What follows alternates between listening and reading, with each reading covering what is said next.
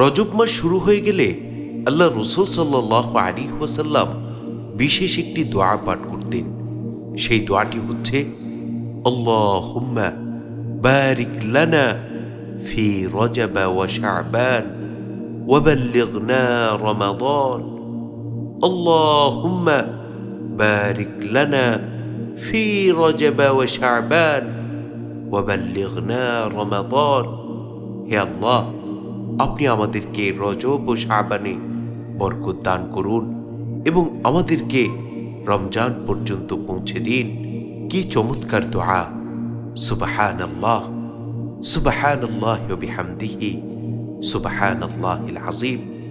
সুতরাং আপনারা জানেন যে ইতোমধ্যে রজব মাসের চাঁদ দেখা গিয়েছে। এজন্য আমাদের প্রত্যেকের উচিত হচ্ছে আল্লাহ রাসূল সাল্লাল্লাহু আলাইহি ওয়াসাল্লাম রজব মাসে যে দোয়াটি বেশি বেশি পড়তেন, আল্লাহুম্মা বারিক লানা ফি রজব ওয়া শাবান ওয়া বাল্লিগনা রমাদান, এই দোয়াটি আমরা বেশি বেশি পাঠ করব, নামাজের পরে পাঠ করব, চলতে ফিরতে পাঠ করব, যখনই সময় পাই আল্লাহর কাছে এই ফরিয়াদ করব, আল্লাহুম্মা বারিক লানা ফি রজব ওয়া শাবান ওয়া বাল্লিগনা রমাদান।